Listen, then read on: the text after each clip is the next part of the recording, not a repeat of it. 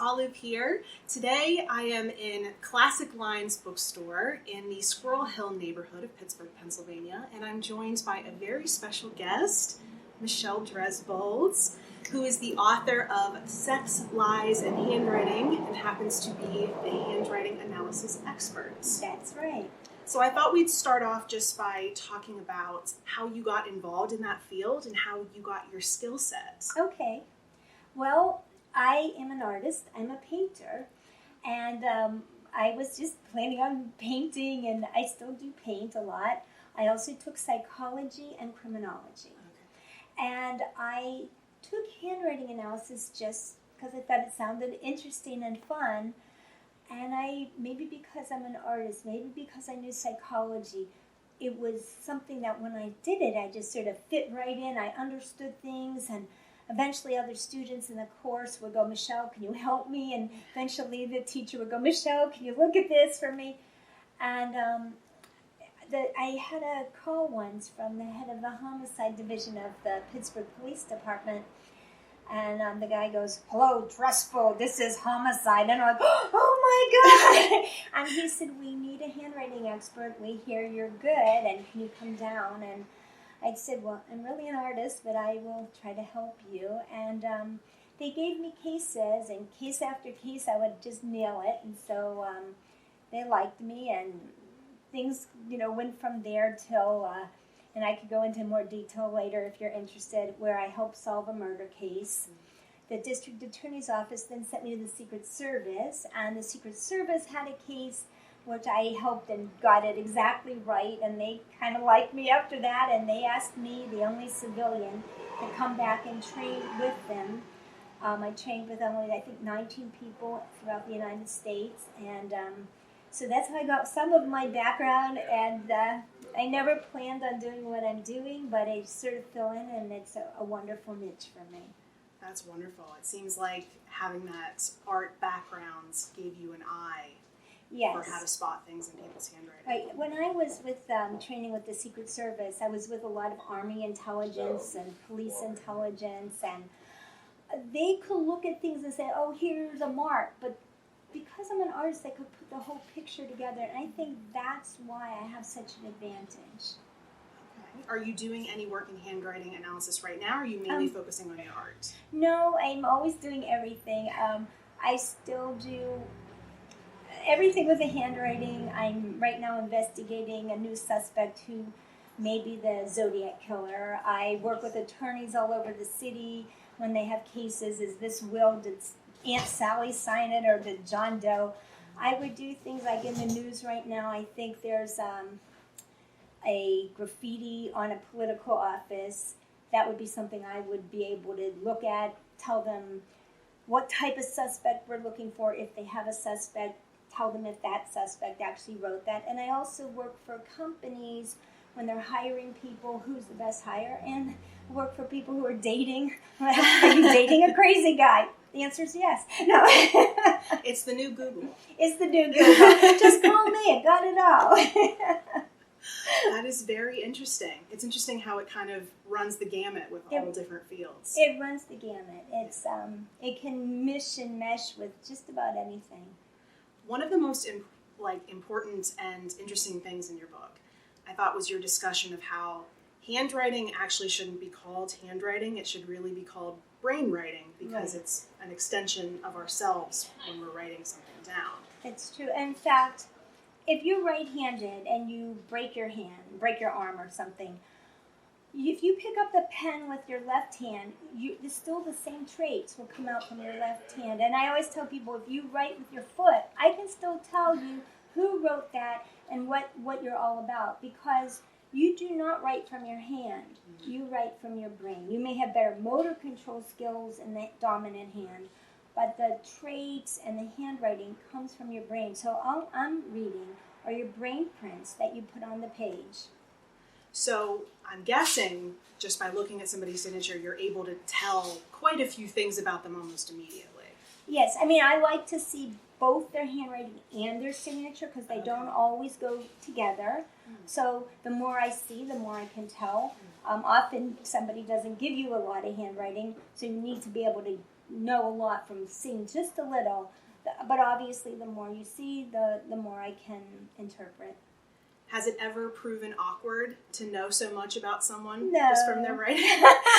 Awkward for them, not for me. That's a good point. Yeah, like they're in trouble. So, what inspired you to write this book?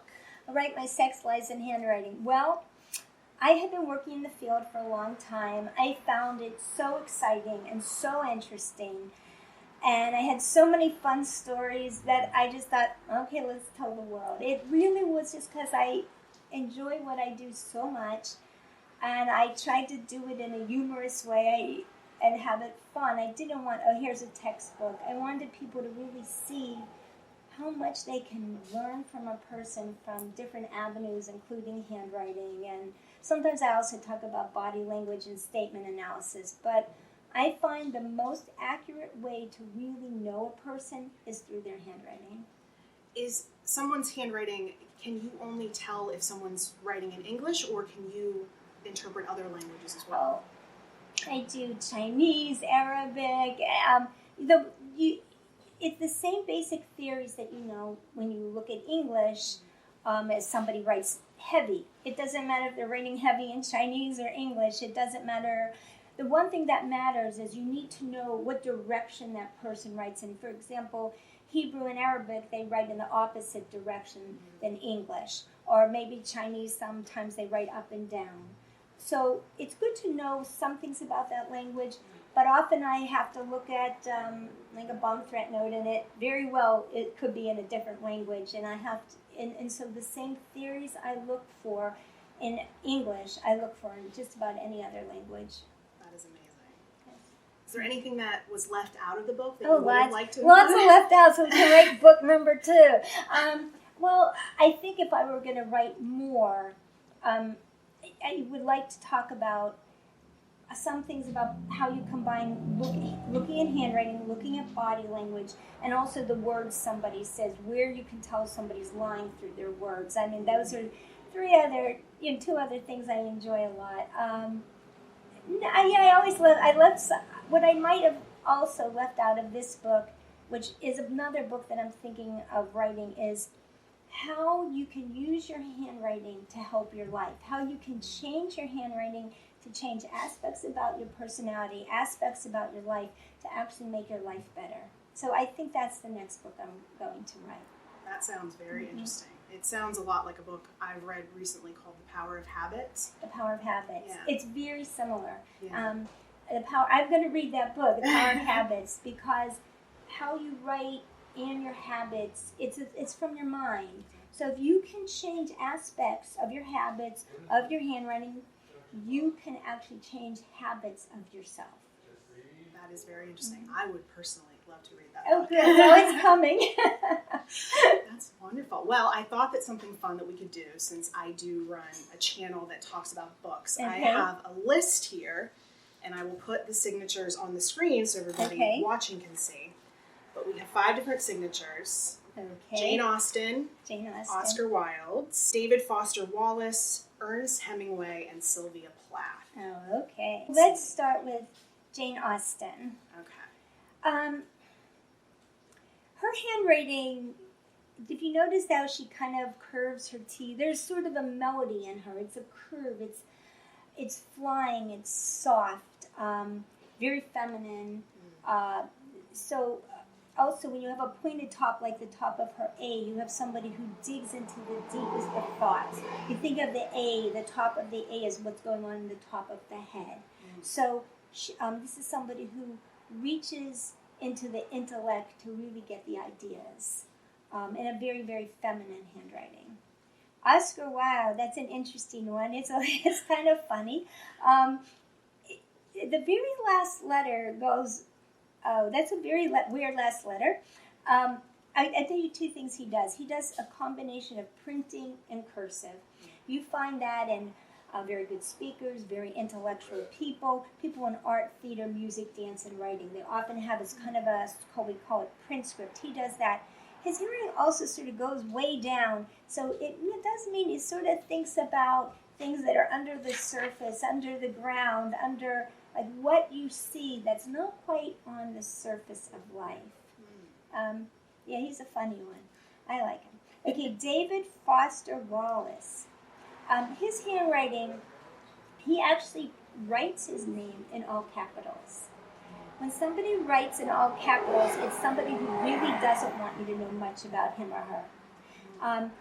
First, if we cursive, you know more about a person. If you print, you know a little less. If you print in all caps, that person is saying, don't get to know me too well.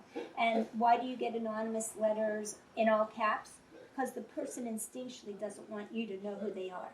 So, David, don't do it in all caps. Okay, Ernest Hemingway. Oh, look at this. He makes the E go across the E, the T, and the H. Oh, such a smart guy. Kind of a little wacky, but smart. He thinks ahead. I know that Edgar Allan Poe did this also, where he takes one stroke and he crosses all, sort of stylizes it throughout the whole name. Someone who thinks ahead, probably exceptionally bright. His E looks like a backwards 3. When you see that, that's someone who likes art, music, theater, and literature. A lot of people who love wonderful books often make their E like the numeral backwards 3. Yeah, and he does a little bit of the print writing too. But his T is kind of looped, and that means he's sensitive to criticism. So don't criticize the poor guy. And Sylvia, her handwriting also is that print script, which you're going to find a lot as they sit in writers. Her handwriting is sort of non-pretentious. It's sort of what you see. It's not big. It's not stylized. It's sort of more somebody who's not there trying to steal the limelight. You know, let me go behind the scenes. I'll do what I have to do. I'll think it through, but I'm not there for all the praise and jumping up and down to get all the attention. Sort of more of a quieter artist, if you want to call it that. Any questions about any?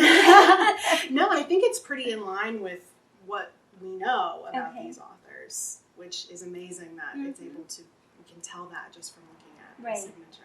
Right, it would be fun to see. I have a feeling most of their handwriting fits within this. I mean, some people, I don't know David Foster Wallace's handwriting, but I bet he only prints all the time anyhow. It's just and I bet Jane Austen never prints. You know, it's just the way it is. From her letters that I was looking at. It's like a sort of this cursive.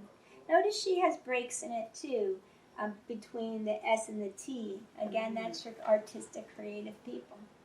They tend to put. Yeah, creative, artistic writers, good speakers, people. They tend to have these. They write, and then there'll be a space in their handwriting, and that's where the intuition is going into them. So you find the more artistic type of people have little gaps in their script. Are you a reader? Do you read much? I do read. I read a lot of how-to type books. I am in the process of writing a novel right now, so I've been reading more novels because I just like to learn. I try to read. I read all the time. So, I tend to like non-fiction, but I'm going a little more into enjoying fiction now. I like historical fiction. It's very fitting that we are in the non-fiction section. Right. Oh, I didn't even know. Oh, yes. Yeah, I thought it would be fun to have you on because I'm doing something called Nonfiction November. Okay. Encouraging people on the internet to read more nonfiction. Oh, yeah, go read it. Sex, Lies, and Handwriting. Exactly. Put the link for you down in the description box below if you'd like to check out Michelle's book. I certainly will be looking forward to anything else you write. Good. I enjoyed your book so incredibly much. Thank you so much. I'll do your handwriting after, unless she's willing to do it on tape. I think that's best safe for off. Okay. But thank you so much for doing this interview. It was so nice to talk. Oh, my pleasure. Thank you. Thanks everyone for watching. See you in the next video. Bye.